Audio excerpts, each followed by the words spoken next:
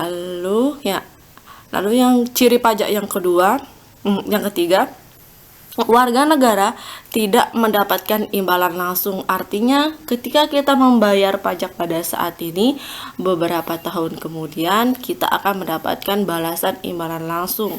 Contoh, 5 tahun yang lalu jalan raya di desa Penyangkar tidak teraspal, namun setelah 5 tahun kemudian baru dibangun jalan raya yang beraspal. Nah, sekarang dari mana anggarannya? Anggaran itu berasal dari pajak. Nah, kemudian ciri yang keempat, pajak itu berdasarkan undang-undang. Nah, adapun undang-undang dari perpajakan, pertama, Undang-Undang Ketentuan Umum dan Tata Cara Perpajakan yang diatur dalam Undang-Undang Nomor 6 Tahun 83, kemudian diperbaharui pada Undang-Undang Nomor 16 Tahun 2000. Kemudian Undang-Undang Pajak Penghasilan yang diatur oleh Undang-Undang Nomor 7 Tahun 83, kemudian diperbaharui oleh Undang-Undang Nomor 17 Tahun 2000. Yang ketiga ada Undang-Undang Pajak Pertambahan Nilai dan Pajak Penjualan yang diatur ke Undang-Undang Nomor 88 Tahun 83 dan diganti menjadi Undang-Undang Nomor 18 Tahun 2000. Yang keempat, Undang-Undang Penagihan Pajak dan Surat Paksa yang diatur oleh Undang-Undang Nomor 19 Tahun 97 dan diganti menjadi Undang-Undang Nomor 19 Tahun 2000. Yang kelima, Undang-Undang Pengadilan Pajak yang diatur dalam Undang-Undang Nomor 14 Tahun 2002. Kita masuk ke segmen selanjutnya. Sekarang, apa perbedaan pajak dengan pungutan resmi lainnya? Nah, pada materi APBN dan APBD kalian sudah mempelajari tentang pungutan resmi lainnya. Nah, seperti apa sih pungutan resmi lainnya? Nah, pungutan resmi lainnya itu seperti retribusi. Nah, retribusi itu ada berbagai macam, ada retribusi jasa usaha umum dan perizinan. Adapun juga itu termasuk pungutan resmi itu ada biaya cukai, biaya impor, dan sumbangan. Itu yang dimaksud dengan pungutan resmi. Nah, sekarang kita bahas satu persatu perbedaan pajak dengan pungutan resmi lainnya. Yang pertama, pajak dipungut berdasarkan undang-undang.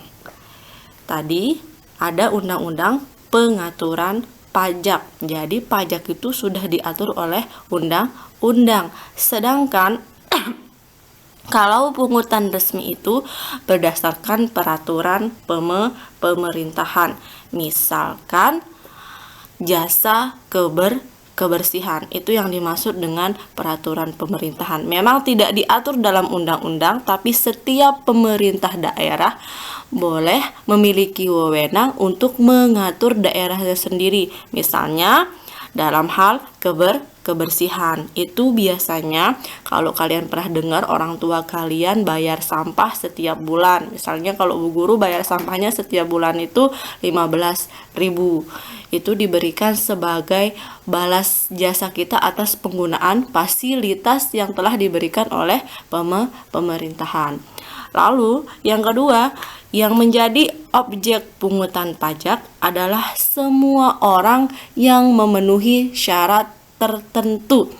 Artinya pajak itu dikenakan oleh orang-orang yang sudah memiliki kriteria atau syarat tertentu. Misalkan kalau sudah penghasilannya itu lebih dari 10 juta per bulan, nanti akan dikenakan pajak. Sedangkan pungutan resmi adalah khusus untuk orang yang menggunakan fasilitas maupun jasa tertentu. Contoh kecil, misalkan kalau kalian mampir mau belanja ke Indomaret, Alfamart. Misalnya kalian pakai motor, taruh motornya di depan Indomaret, Alfamart, tentu kalian bayar parkir. Nah, kenapa mesti bayar parkir? Karena kalian menggunakan fasilitas dari jasa tertentu. Kalau kalian tidak menggunakan jasa tersebut, tidak perlu membayar pungutan resminya. Atau contoh lain, kalau kalian sakit, tentu kalian ke rumah sakit dan kalian sudah menggunakan fasilitas rumah sakit dan harus membayar jasa rumah sakit. Itu dia yang dimaksud dengan pungutan resmi yang digunakan apabila kita menggunakan fasilitas tertentu. Itu dia perbedaan yang kedua. Lalu yang ketiga, pajak memiliki surat ketetapan. Ya, dari pusat sudah ada surat ketetapan tentang pajak, sedangkan pungutan resmi tidak memiliki surat ketetapan. Yang keempat, pajak tidak mendapat balas jasa langsung. Ya, kita tidak mendapatkan balas jasa langsung, sedangkan pungutan resmi mendapatkan balas jasa langsung. Misalnya, kita membayar jasa kebersihan, otomatis kita mendapatkan balas jasa langsung seperti